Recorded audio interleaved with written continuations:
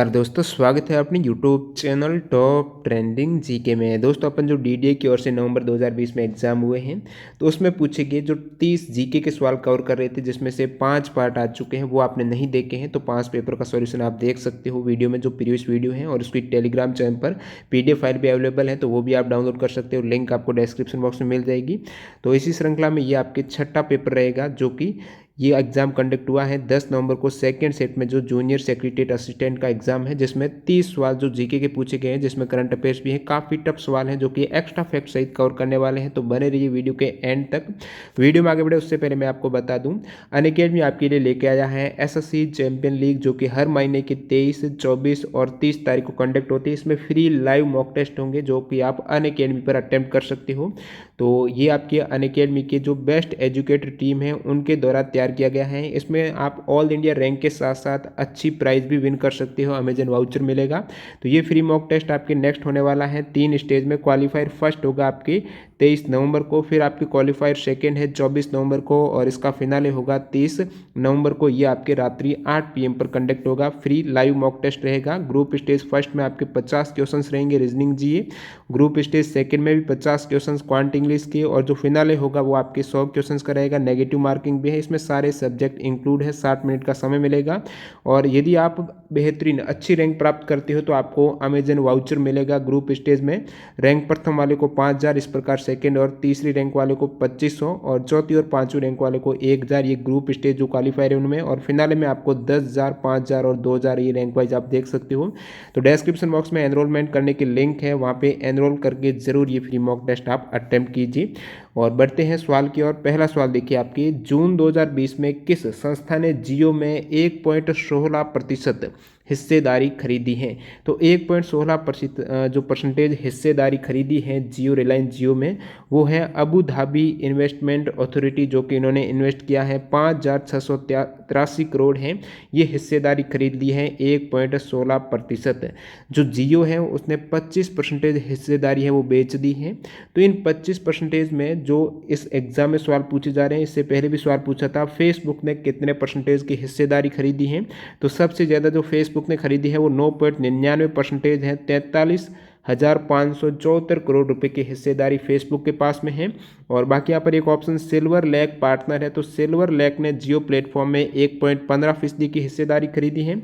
बात करें Vista equity partner की, तो इन्होंने 2.32%। बाकी अन्य भी आप देख सकते हो, जो टोटल 25% हिस्सेदारी खरीदी गई है, जिसमें से आपकी ये पूछा है इसमें 1.16% ये अबू धाबी इन्वेस्टमेंट अथॉरिटी हो जाएगी। अरब के पब्लिक इन्वेस्टमेंट फंड ने 2.32%, टीजीपी ने 0.93%, जनरल एटलांटिक ने 1.34%, केकेआर ने 2.32%, मुबाडाला इन्वेस्टमेंट ने 1.85%, और इंटेल ने यहाँ पर जियो में 0.39% हिस्सेदारी खरीदी है। तो यहाँ से करंट अफेयर्स के काफ़ी इंपॉर्टेंट फैक्ट कवर हुए हैं। जो जियो में टोटल 25% हिस्सेदारी बेची गई है, कौन सी कंपनी ने खरीदी है?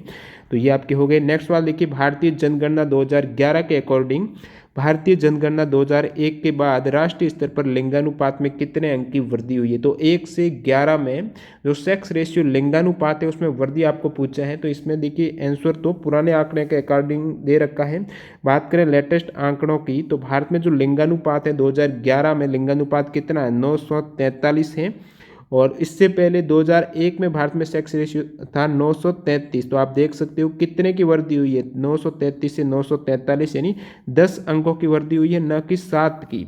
तो पहले जो आंकड़े आए थे उसमें लिंगानुपात 940 था, तो उसके अकॉर्डिंग यहाँ पर 7 हो जाएगा। लेकिन लेटेस्ट जो आंकड़े हैं 2011 के, तो उसमें जनगणना में 943 भारत का सेक्स रेशियो है। तो यहाँ पर देख सकते हो 2001 से वृद्धि है वो 10 अंकों की है, न कि 7 अंकों की। बाल लिंगानुपात की बात करें तो भारत में 2011 के सेंसस के अकॉर्डिंग बाल लिंगानुपात यानी 0 से 6 वर्ष का हो जाएगा। तो इसमें 2011 में बाल लिंगानुपात 919 है, यहाँ पर वृद्धि नहीं हुई है, कमी हुई है। 2001 में बाल लिंगानुपात कितना था? 927, और 11 में हो गया 919। बाकी मैं सेक्स रेशियो की बात करूं, यानी 1000 पुरुषों में महिलाओं की संख्या है, वो सबसे अधिक लिंगानुपात कहाँ पर है? केरल में है। पुरुषों से भी महिलाएं ज़्यादा हो गई, 1084। और सबसे कम सेक्स रेशियो वाला राज्य हरियाणा है। बाकी ओवरऑल बात करें तो यूटी सबसे कम है, दमन एवं दीव में 618 सेक्स रेशियो। अगला सवाल देखते हैं, निम्न में से कौन सा वाद्य यंत्र कालबेल या नृत्य शैली में प्रयुक्त विशिष्ट संगीत वाद्य यंत्र है? तो कालबेल या नृत्य जो कि राजस्थान का प्रमुख नृत्य है, यहाँ से सवाल पूछा हुआ है, तो कालबेल या राजस्थान से है। तो इसमें जो वाद्य यंत्र विशिष्ट है वो है पुंगी वाद्य यंत्र का ये काम में लिया जाता है। इनमें से किस फसल के लिए भारतीय कृषि अनुसंधान परिषद यानी ICAR ने HD 3226 नामक किस्म जारी की है? तो HD 3226 ये किस्म है, ये किसकी है? गेहूं की किस्म है जो कि ICAR ने जारी की है। कायल किसकी विशिष्ट विशेषताएं हैं? कायल की बात करें तो ये मालबार तट की विशिष्ट विशेषताएं हैं। कायल है क्या? तो कायल की बात करें तो जो चैनल रहता है समुद्र में, जो चैनल, तो उनके रूप में एक मुख्य भूमि से जुड़ा हुआ संकीर्ण जल क्षेत्र है वो कायल के रूप में जाना जाता है। तो मुख्य भूमि से जुड़ा हुआ जो चैनल के रूप में जल क्षेत्र रहेगा, जो संकीर्ण जल क्षेत्र की बात हो रही है, नैरो वाला। तो और चैनल क्या होता है? दो द्वीपों के बीच में जो संकरा समुद्री रास्ता है वही आपके चैनल हो जाएगा, और जो मुख्य भूमि से चैनल जुड़े रहेंगे, संकीर्ण जल क्षेत्र है, वो कायल कहलाता है। और ये कायल कहाँ पर है? तो ये मालाबार तट। मालाबार तट कहाँ पर है? तो केरल राज्य में स्थित है, पश्चिमी घाट और अरब सागर के बीच में भारतीय प्रायद्वीप के जो तट है वो मालाबार तट हो जाएगा, और यहीं पर है कायल। अगला सवाल देखिए, निम्न में से किस नदी का जल ग्रहण क्षेत्र अन्य 3 नदियों की तुलना में सबसे अधिक है? यानी ऑप्शन में किस नदी का जल ग्रहण क्षेत्र अधिक है? तो वो माही नदी का है। माही कहाँ से निकलती है? माही मध्य प्रदेश से निकलती हैं, और उसके बाद राजस्थान के वागड़ क्षेत्र से गुजरने के बाद ये गुजरात में प्रवेश करती हैं, फिर अरब सागर में मिल जाती हैं। नेक्स्ट यहाँ पर 1897 में रामकृष्ण परमहंस के शिष्य थे, जो स्वामी विवेकानंद थे, रामकृष्ण परमहंस के शिष्य, और इन्होंने रामकृष्ण मिशन की शुरुआत की थी। तो रामकृष्ण मिशन की शुरुआत कहाँ से की थी 1897 में? तो ये शुरुआत हुई थी बेलूर मठ। तो बेलूर मठ जो कि कोलकाता के पास में ही है, पश्चिम बंगाल राज्य में। तो बेलूर मठ से ये शुरुआत 1 मई 1897 को हुई है रामकृष्ण मिशन की शुरुआत। और रामकृष्ण मिशन का जो ध्येय वाक्य है वो है आत्मनो मोक्षार्थ जगत हिताय च, यानी अपने मोक्ष और संसार के हित के लिए इसका ध्येय वाक्य हो जाएगा। अगले सवाल की ओर बढ़ते हैं जो करंट अफेयर्स का है। किस संस्था ने जुलाई 2020 में सामाजिक दूरी सोशल डिस्टेंस सुनिश्चित करने के लिए वेली बैंड नामक गैजेट विकसित किया है? तो हाथ का ये हैंड बैंड है, वेली बैंड। यदि आपके पास वेली बैंड है और आपके दोस्त के पास भी वेली बैंड है, या फिर कोई आपके नज़दीक आता है, जैसे कि एक कंपनी में काम करने वाले कर्मचारी, बहुत से कर्मचारी है, तो कंपनी ने उन सभी कर्मचारियों को ये वेली बैंड दे दिया, तो वो अपने पास में नहीं आ सकते। जैसे ही उनका 1 मीटर की डिस्टेंस होगी 3 फीट की, तो पता चल जाएगा, अलार्म बज जाएगी कि आप पास आ रहे हो। तो इस उद्देश्य से कोरोना को देखते हुए यहाँ पर वेली बैंड को डेवलप किया है। कौन सी संस्था ने? तो वो संस्था है IIM कोझिकोड है। इनके यहाँ पर को पार्टनर है क्वाल 5 इंडिया प्राइवेट लिमिटेड। इन्होंने मिलकर इसको डेवलप किया है वेली बैंड, जो कि एक हाथ का बैंड है। अगला सवाल देखिए, निम्न में से किस कंपनी ने भारतीय सूक्ष्म लघु और मध्यम उद्योग यानी जो MSME की बात हो रही है उनको सक्षम बनाने के लिए ग्लोबल भारत लॉन्च किया है? तो ग्लोबल इंडिया जो लॉन्च किया है वो किसने किया? तो SAP इंडिया। SAP के द्वारा क्या है? सॉफ्टवेयर डेवलप किया जाता है SAP के द्वारा, और SAP इंडिया ने यहाँ पर MSME के डिजिटलाइजेशन यानी उनके डिजिटलाइजेशन के लिए, उनको सक्षम बनाने के लिए IT के क्षेत्र में तो ग्लोबल भारत लॉन्च किया है SAP इंडिया ने। और अगले सवाल की ओर बढ़ते हैं। यहाँ पर सवाल नंबर 10, भारतीय जलवायु विज्ञान के रेफरेंस में ITCZ की फुल फॉर्म आपको पूछा है। तो ITCZ यानी इंटर ट्रॉपिकल कन्वर्जेंस जोन हो जाएगा ITCZ की फुल फॉर्म। नेक्स्ट देखिए, सितंबर 2020 में CSIR-CMERI ने विश्व का सबसे बड़ा सौर वृक्ष स्थापित कहाँ पर किया है? तो विश्व का सबसे बड़ा जो सौर पेड़ है, सोलर जो पेड़ हैं, वृक्ष हैं, वो पश्चिम बंगाल में स्थापित किया है। और इस सौर पेड़ को पश्चिम बंगाल के दुर्गापुर में आवासीय कॉलोनी में स्थापित किया गया है, और इसके तहत 12,000 से 14,000 यूनिट को बनाने की वार्षिक क्षमता है। इतनी खपत यहाँ पर बिजली बनाने की क्षमता हो जाएगी, जो कि CSIR-CMERI ने विश्व का सबसे बड़ा सौर वृक्ष स्थापित किया है पश्चिम बंगाल में। प्रायद्वीपीय नदियाँ नर्मदा और तापी बहती हैं, तो किस दिशा से, किस दिशा में? तो नर्मदा और तापी की बात करें तो ये MP से निकलती है, मध्य प्रदेश में फिर इस डायरेक्शन में बहती है। तो आप कह सकते हो पूर्व दिशा से पश्चिम दिशा की ओर बहती है। मध्य भारत में MP से ये इस गुजरात की ओर बहती है, तो पूर्व से पश्चिम की ओर हो जाएगी। नर्मदा नदी है जो मध्य प्रदेश के अनूपपुर जिले में अमरकंटक की पहाड़ियों से निकलती हैं और ये पूर्व से पश्चिम की ओर बहने वाली मध्य प्रदेश और गुजरात राज्य की प्रमुख नदी है। ताप्ती की बात करें तो ये भी मध्य प्रदेश राज्य के बैतूल जिले के मुल्ताई से निकलकर फिर वहाँ पर पश्चिम की ओर बहती हुई महाराष्ट्र के खानादेश के पठार सुरुद के मैदान को पार करते हुए अरब सागर में गिरती है। ताप्ती दोनों ही नदियाँ पूर्व से पश्चिम की ओर हो जाएगी। भारतीय राष्ट्रीय भुगतान निगम एनपीसीआई ने कौन सी कृत्रिम बुद्धिमत्ता यानी एआई आर्टिफिशियल इंटेलिजेंस आधारित चैटबॉट लॉन्च की है, जो वास्तविक समय के आधार पर एनपीसीआई है जो भारतीय राष्ट्रीय भुगतान निगम है इनके जो प्रोडक्ट हैं उनके बारे में जागरूकता उत्पन्न करेगा।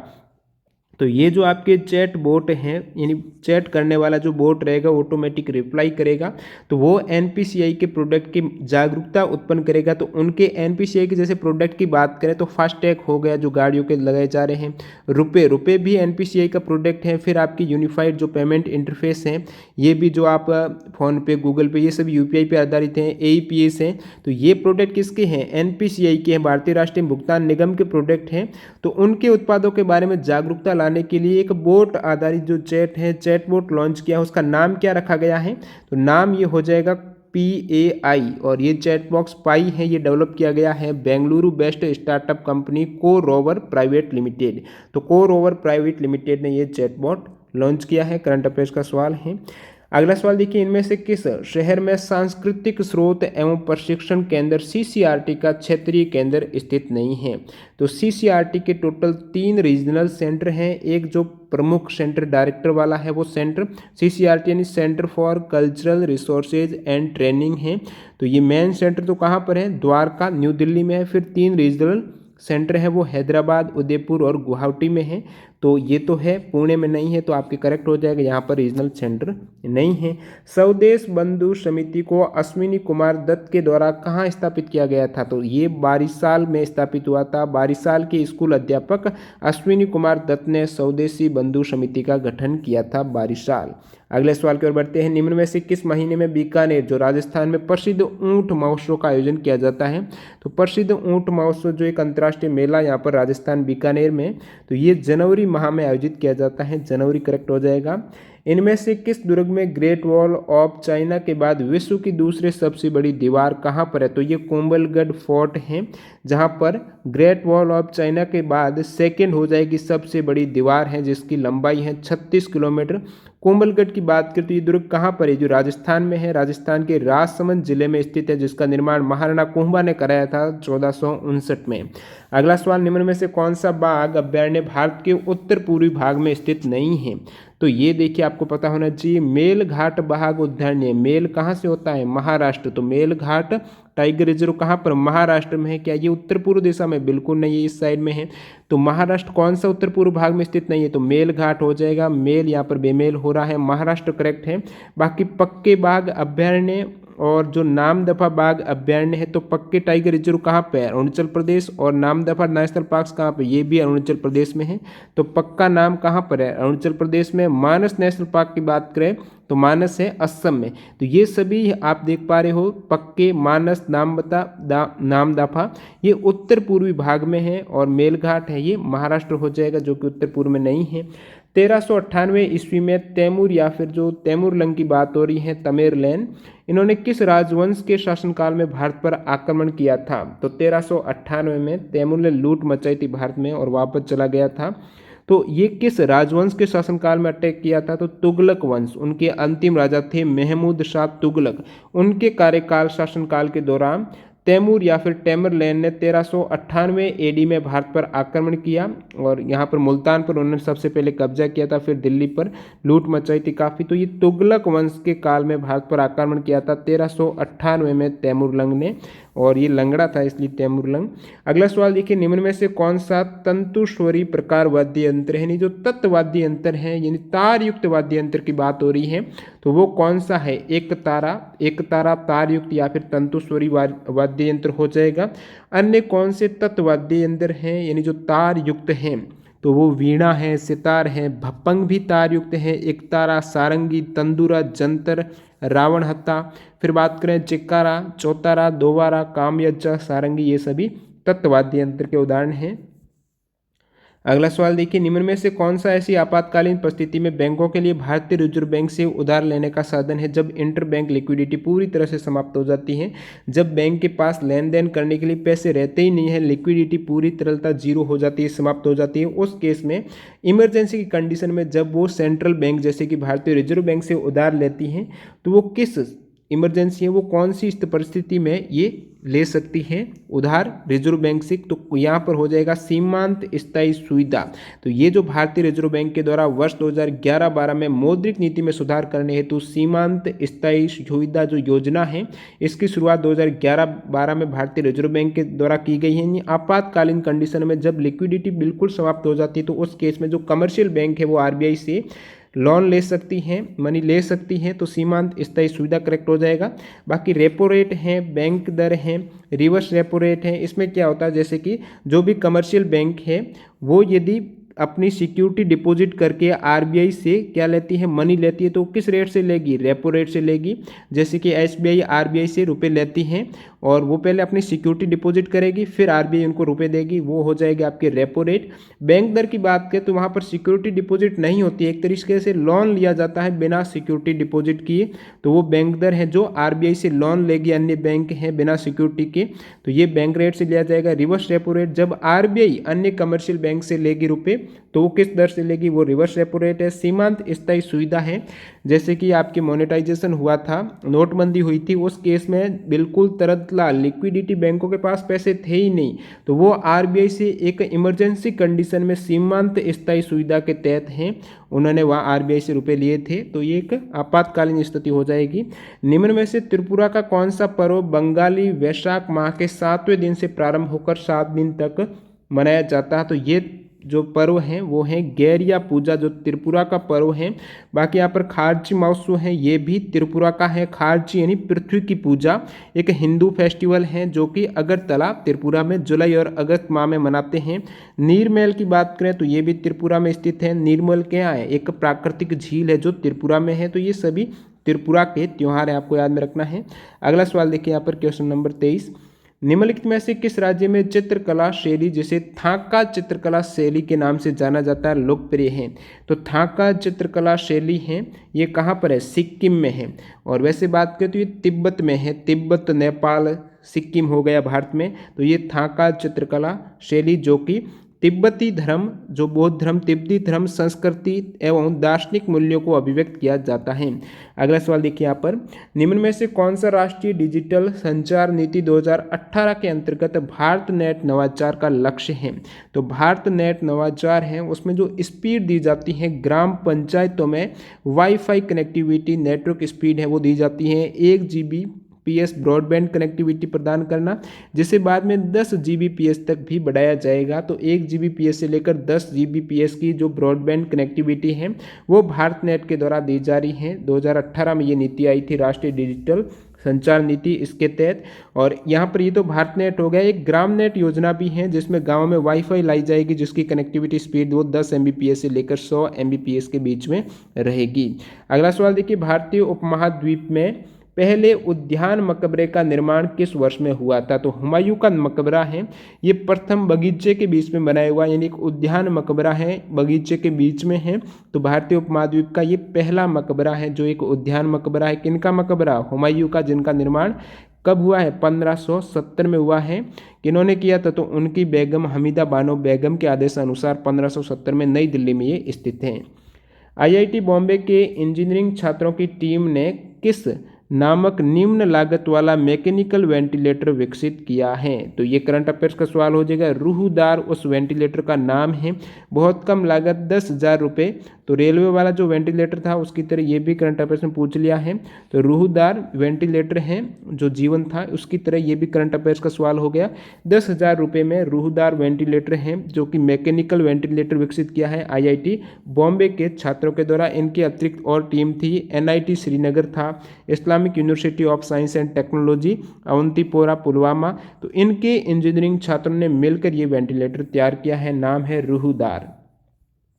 निम्न में से कौन सा कथन सिंधु घाटी सभ्यता के संबंध में सही नहीं है, तो सिंधु घाटी सभ्यता की बात करें तो उनके ये स्टेटमेंट दे रखे हैं, तो इनमें चौड़ी सड़कें और एक अच्छी तरह से विकसित जल निकास प्रणाली थी। ये देखिए बिल्कुल करेक्ट स्टेटमेंट है। सिंधु घाटी सभ्यता में ऐसा था जहाँ पर चौड़ी सड़कें थी और जल निकासी के लिए अच्छी तरह से विकसित प्रणाली थी। और इससे हड़प्पा सभ्यता, यहाँ पर हड़प्पा स्थल है तो हड़प्पा सभ्यता के नाम से भी जाना जाता है, ये भी करेक्ट है। ये मूल रूप से ग्रामीण सभ्यता थी। देखिए पहला स्टेटमेंट देखिए, इसमें चौड़ी सड़कें थी और अच्छी तरह से विकसित जल निकासी। आप क्या देख पा रहे हो, ये नगरीय सभ्यता थी जहाँ पर अच्छी तरह से जल निकासी व्यवस्था थी, चौड़ी सड़कें थी। तो ये ग्रामीण सभ्यता नहीं थी। ऑप्शन 3 करेक्ट हो जाएगा। आपको गलत स्टेटमेंट बताना है यहाँ पर। और ये 2500 ईसा पूर्व के आसपास विकसित हुई, ये भी करेक्ट स्टेटमेंट है। तो और ये जो सिंधु घाटी सभ्यता है ये मिस्र, मेसोपोटामिया और भारत और चाइना के 4 सबसे बड़ी प्राचीन नगरीय सभ्यताओं हैं, उनसे भी उन्नत थी, तो ग्रामीण कैसे हो सकती है। बाकी बात करें सिंधु घाटी सभ्यता की तो ये 2500 ईस्वी पूर्व दक्षिण एशिया के पश्चिमी भाग में फैली हुई थी, जो कि वर्तमान में पाकिस्तान और पश्चिमी भारत के नाम से जाना जाता है। अगला सवाल देखिए, निम्न में से कौन सा गुप्त शासक समुद्रगुप्त का पुत्र था। तो समुद्रगुप्त का पुत्र, ऑप्शन देखिए चंद्रगुप्त प्रथम। तो चंद्रगुप्त प्रथम में ये समुद्रगुप्त के पिताजी थे, तो समुद्रगुप्त के पिता का नाम है चंद्रगुप्त प्रथम। और यहाँ पर समुद्रगुप्त के पुत्र का पूछा तो ये हो जाएगा चंद्रगुप्त सेकेंड, या फिर इन्हें विक्रमादित्य भी कहा जाता है। अगला सवाल देखिए, निम्न में से किसे संयुक्त राज्य अमेरिका में छूट दर के रूप में संदर्भित किया जाता है। तो डिस्काउंट रेट है, ये बैंक रेट को ही कहा जाता है। अमेरिका में इंग्लिश टर्म हो जाएगा डिस्काउंट रेट, या फिर आप कह सकते हो बैंक रेट है। और मैंने आपको बता दिया बैंक रेट क्या होती है। जो सेंट्रल बैंक है कमर्शियल बैंक को, जैसे आरबीआई, अन्य जो बैंक प्राइवेट सेक्टर है, जो भी पब्लिक सेक्टर है, उनको यदि इंटरेस्ट देती, किस इंटरेस्ट रेट पर वो लोन देगी, वो आपकी बैंक रेट हो जाएगी। और रेपो रेट में वहाँ पर सिक्योरिटी भी जमा होती हैं। और बाकी आप करंट के देख सकते हो कितनी रेपो रेट है। तो रेपो रेट वर्तमान में आरबीआई की है 4%। रिवर्स रेपो रेट जो आरबीआई लेती है वो 3.35% है। और एमएसएफ यानी जो मार्जिनल स्टैंडिंग फैसिलिटी है वो रेट हो जाएगी 4.25, बैंक रेट है 4.25। तो रेपो रेट से बैंक रेट ज़्यादा रहती है, 4.25 है, रेपो रेट है 4%। अंतिम सवाल देखिए, दक्खन में बहमनी वंश की स्थापना किस वर्ष हुई है। दक्खन का पठार जो दक्षिण में और है, दक्षिण की ओर, तो दक्खन में, दक्षिण भारत में जो बहमनी वंश की स्थापना हुई है वो किस वर्ष हुई थी। तो ये हुई थी 1347 ईस्वी में। तो 1347 ईस्वी में मोहम्मद बिन तुगलक के शासनकाल के अंतिम दिनों में दक्खन में अमीरान ए शहदा के विद्रोह के परिणाम स्वरूप 1347 में हुई थी बहमनी साम्राज्य की स्थापना। और इनके प्रथम शासक कौन थे, स्थापना किसने की थी। तो प्रथम शासक थे अलाउद्दीन बेहमन शाह प्रथम, जिनका शासनकाल 47 से लेकर 58 तक, यानी 1347 से 1358 तक रहा है। तो बहमनी वंश की स्थापना जो दक्खन में हुई है वो 1347 ईस्वी में हुई है। तो ये टोटल 30 सवाल हो गए जो इससे अपने पूछे हुए सवाल हैं। और ये टोटल 150 पेज की जो पीडीएफ फाइल है टोटल, जिसमें आपकी डीडीए यानी दिल्ली डेवलपमेंट अथॉरिटी की ओर से 5 से 12 नवंबर के मध्य पटवारी हो गया, जैसे कि एग्जाम हुए हैं, ये आज ही मैं आपको सारी पीडीएफ अवेलेबल करा दूंगा। तो टेलीग्राम चैनल जरूर ज्वाइन कर लेना। धन्यवाद।